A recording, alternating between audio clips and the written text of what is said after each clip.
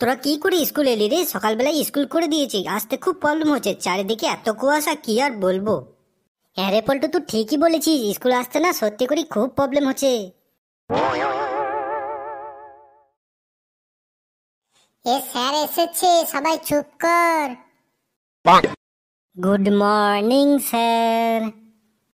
Good morning, good morning, সবাই বস। তাহারে এই কুয়াশাতে কারো স্কুল আসতে অসুবিধা হয় নাই তো?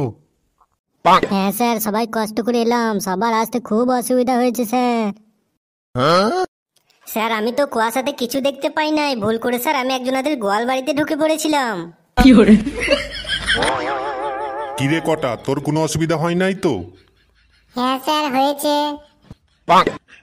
তা বল তোর কি অসুবিধা হয়েছে? স্যার আমি তো কিছুই দেখতে পাচ্ছিলাম না, কোনো রকমে আনসাটে এলাম। তা বডি বিল্ডার, তোর কোনো অসুবিধা হয় নাই তো?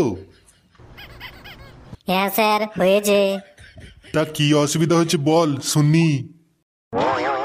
স্যার আমি তো স্কুলের পেছন দিকে চলে গিয়েছিলাম, তারপরে স্যার দেয়ালে ধাক্কা মেরেছিলাম, তারপর স্যার দেয়ালে হাত দিয়ে দিয়ে কোনো রকমে স্যার স্কুলের সামনের দিকে আসি, তারপরে স্যার স্কুলের গেট দিয়ে আমি ঢুকি।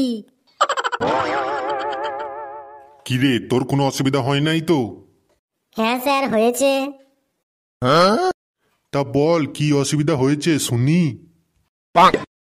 স্যার আমি তো ভুল করে ক্লাসে ঢুকছি বলে স্যার ছাদে বসেছিলাম স্যার, তারপর দেখছি স্যার আসছে না কেন, স্যার আসছে না কেন, তারপর স্যার কুয়াশা কাটার পর দেখি আমি তো ছাদে বসে আছি স্যার। স্যার স্কুলে ছুটি দিয়ে দেন, তা না হলে আমরা হারিয়ে যাবো স্যার। ছুটি কি আমার পকেটে ভরা আছে যে তোরা বললি আমি দিয়ে দেবো? উপর থেকে ছুটি দেবে তবে তো আমি ছুটি দেবো তোদেরকে। উপর থেকে মানে স্যার ছাদে আবার কে বসে আছে, ছাদ থেকে আবার কে ছুটি দেবে স্যার? আরে গাদা, উপর থেকে মানে ওই উপর থেকে নয়, সরকার থেকে। স্যার আমরা ওইসব কিছু জানি না, আমাদের ছুটি চাই স্যার।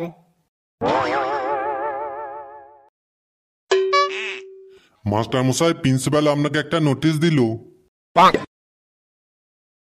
আমি জানতাম স্কুলে ছুটির নোটিশ দেবে, প্রিন্সিপাল ছুটির নোটিশ পাঠিয়েছে। হ্যাঁ আমিও জানতাম ছুটির নোটিশ দিবে। আমি তো বাড়ি থেকেই বুঝতে পেরেছিলাম আজকে ছুটির নোটিশ আসবে। তোরা সবাই চুপ কর, আমাকে একটু নোটিশটা পড়তে দে। স্যার আপনাকে আর পড়তে হবে না, আমরা সবাই জানি ওটা ছুটির নোটিশ। সবাই চুপ কর, আমি যেটা বলছি মন দিয়ে শোন। হ্যাঁ স্যার বলুন।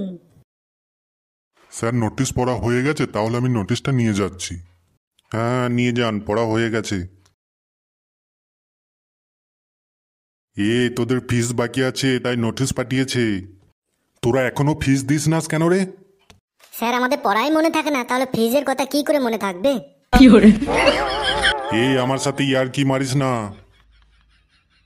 কি করে ফিস দেবো স্যার, গরিব মানুষ স্যার, বাড়িতে স্যার ছোট ছোট ভাই বোন আছে স্যার, মাংস ছাড়া ভাত খেতে পারি না স্যার। তুই তো বিশাল গরিব রে, মাংস ছাড়া ভাত খাস না, মাংস খাওয়াটা কমা, দি ফিসটা দে। কটা তুই ফিস দিস না কেন রে?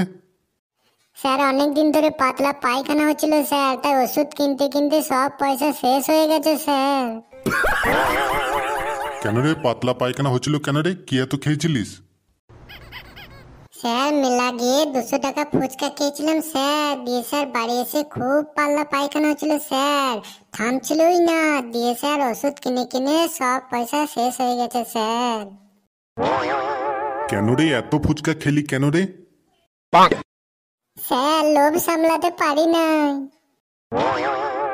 বডি বিল্ডার, তুই কেন ফিস দিস না রে?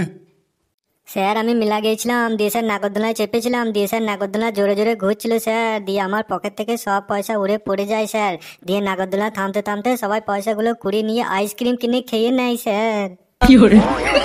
তোরা যে এত বদমাস ছেলে আমি জানতাম না। তুই বলতো তুই কেন ফিস দিস না? কি করে দেব স্যার? কেন তুই ক্যাশ দে, ব্যাংকে দে, ফোন পেতে পাঠিয়ে দে। না মানে স্যার টাকা তো নাই, তাহলে কি করে দেবো স্যার? কেন রে টাকা নাই কেন? স্যার আমি ছিপ নিয়ে মাছ ধরতে গিয়েছিলাম, আর আমার পকেটে পয়সা ভরা ছিল স্যার, তারপর আমার ছিপে বড় মাছ লাগে স্যার, দিয়ে আমি মাছটাকে টেনে তুলতে গিয়ে আমি জলে উল্টিয়ে পড়ে যাই স্যার, দিয়ে আমার পয়সাগুলো সব জলে পড়ে যায়, দিয়ে ভিজে নষ্ট হয়ে যায় স্যার। এই তোরা এবার থাম, তোদের ফিস না দেওয়ার বাহানা শুনে আমি এবার পাগল হয়ে যাব। আমি তোদের কিছু প্রশ্ন ধরবো, তোরা যদি ঠিকঠাক বলতে পারিস তাহলে আমি তোদের কাছে ফিসটা নেবো না। ঠিক আছে স্যার। সহজ সহজ প্রশ্ন ধরেন স্যার, কঠিন কঠিন প্রশ্ন শুনলে আমার আবার জ্বর চলে আসে স্যার।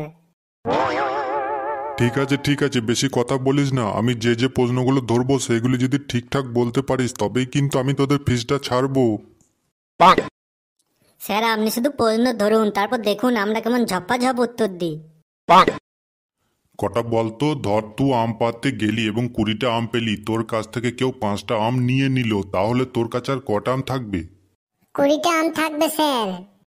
কিভাবে? স্যার আমি আম গাছ থেকে কষ্ট করে আম পারবো, তাহলে আমি অন্য কাউকে কেন আম দেবো? এ গাধা, ধর নিয়ে নিল। না স্যার, আমি কষ্ট করে আম পেরেছি, আমি দেবো না। এ তো আমি আচ্ছা গাধার পাল্লায় পড়লাম তো। থাক, তোকে আর আমি প্রশ্ন ধরবো না। এ পল্টু, তুই ইংরেজিতে ছাগলের রচনা বলতো। স্যার ছাগল ইজ দ্য ম্যামে করে, তারপর ছাগল ঘাস ইজ দ্য খাইং, অ্যান্ড ছাগল ইজ দ্য আস্তে আস্তে বড় হইং, তারপর ছাগল ইজ দ্য দুধ দেয় লাদি দেয়, অ্যান্ড ছাগল মাঠে যায়, মাঠে গিয়ে ইজ দ্য ঘাস খায়, তারপর ছাগল ইজ দ্য দুটি সিং হয়, অ্যান্ড 4টে পা ইজ দ্য হয়, অ্যান্ড ছাগল ইজ দ্য হাঁটতে পারে, তারপরে ছাগল ইজ দ্য ম্যামে ম্যামে ম্যামে করে চেঁচায় স্যার। ওরে বাবরে, আমি তো এখানে থাকলে পাগল হয়ে যাব। থাক, আমি তোদের ফিস নেবো না, আমি পালাই।